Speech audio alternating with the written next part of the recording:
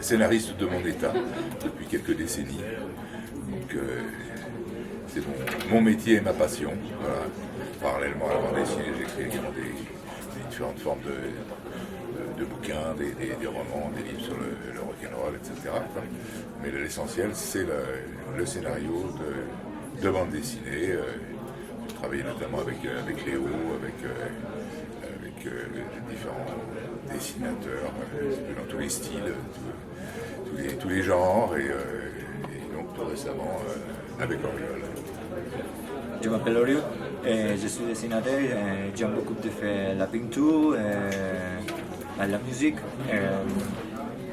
Je travaille en BD à cette époque, en 1900. Et je suis très obsessionné dans cette époque quand j'ai reçu le scénario de Rodolphe. J'aime beaucoup. Et j'ai dit oui. En fait, on s'est rencontrés via notre éditeur, via Daniel Maguen, à qui j'ai fait une proposition de scénario qu'il a trouvé, qui lui a plu. Et il m'a dit, je pense à quelqu'un avec qui ça irait très très bien, c'est Oriol. Donc il m'a dit, bah, si tu aimes son travail, ce qui était le cas, je le connaissais et je l'aimais beaucoup, je lui envoie, puis on va voir. Voilà. Donc il te l'a envoyé. Oui, c'est ça. Et je n'ai connu le travail de Rodolphe parce qu'à l'Espagne, il y a beaucoup d'albums traduits. C'est la première fois que je lis ton travail avec l'ordre du temps. Voilà, ma tête, j'aime beaucoup. C'est impossible pour moi pour arrêter la lecture. J'aime beaucoup ton travail. C'est déjà une prédilection pour cette époque. J'aime beaucoup le travail de Lautrec et des autres artistes, de Konstantin Korobin, je ne sais pas, Degas. J'ai beaucoup de documentation et de livres sur cette époque. J'ai fait un autre album dans la même époque à Barcelone. C'est logique, le plus important c'est Paris à cette époque. C'est naturel pour moi, parce que j'ai cette inspiration vraiment, c'est forcé. Je fais crayon et après je fais le couleur numérique pour la planche. Pour la couverture de l'édition spéciale et qu'elle explique tout, oui, j'ai fait. L'origine, j'en sais absolument rien. Ça, c'est des trucs qu'on a dans la tête depuis toujours et qui, à un certain moment, prennent forme, prennent vie. Ça peut être, je sais pas, un rêve qu'on fait, un fait divers qu'on lit dans le journal, une rencontre avec un co-auteur, une demande d'un éditeur. Je pense que j'ai dû avoir quelques centaines d'autres idées qui traînent quelque part, mais qui ne prendront peut-être jamais forme, j'en sais rien. Quoi. Mais là, moi, c'est une période cette période qui intéresse beaucoup Oriol au niveau graphique. Moi, elle m'intéressait au niveau thématique.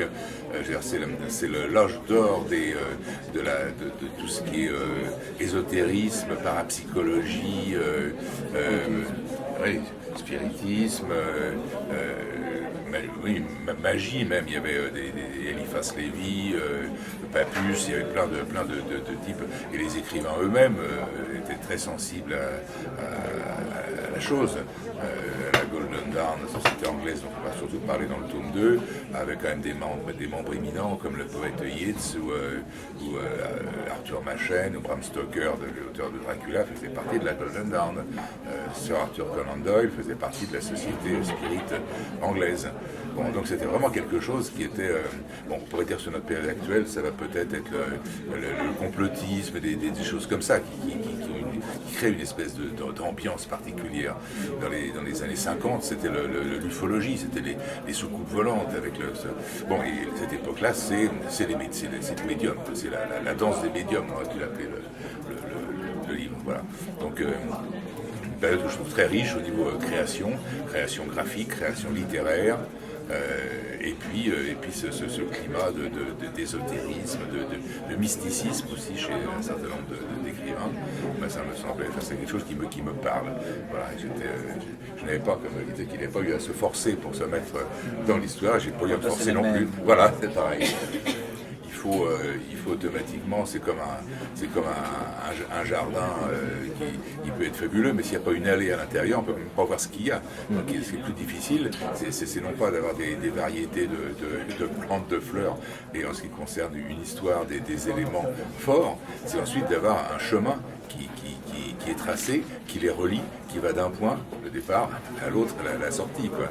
Donc c'est capital d'avoir ce déroulé, et l'enquête fonctionne particulièrement bien pour amener les éléments les uns à la suite des autres, etc. Mais ça me vient assez spontanément, je dois dire. Voilà. Actuellement, j'ai toutes les responsabilités pour le tome 2, pour que c'est totalement, le scénario s'est finalisé. Et je suis dans le travail. Et... On a fait une quinzaine de pages. Oui, je suis dans les couleurs pour la planche band actuellement.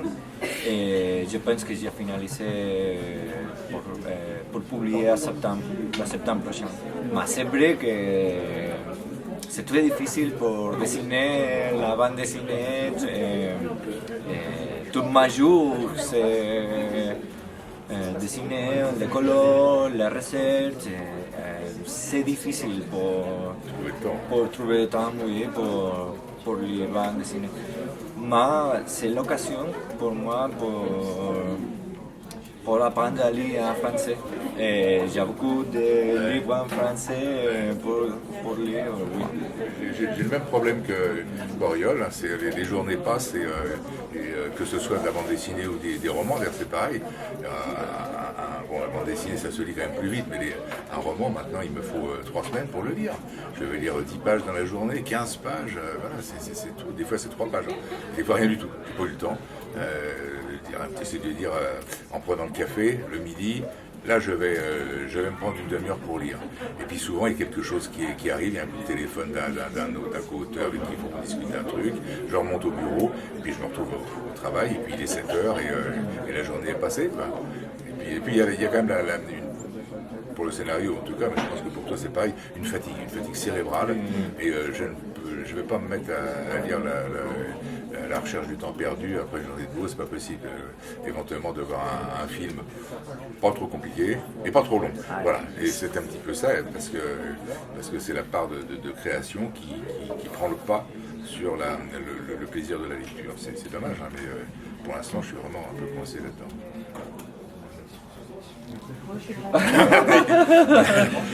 Je ne sais pas, c'est très difficile cette question. Moi, je pense à la phrase d'Albert Einstein, ton seul modèle doit être toi-même, aussi effrayant soit-il. Sinon, il y a la phrase d'Oscar Wilde qui dit il faut être soi-même parce que toutes les autres places sont déjà prises. C'est pas mal. Il y avait une interview aussi de Keith Richards des Stones qui lui demandait s'il se considérait comme l'un des meilleurs guitaristes du temps.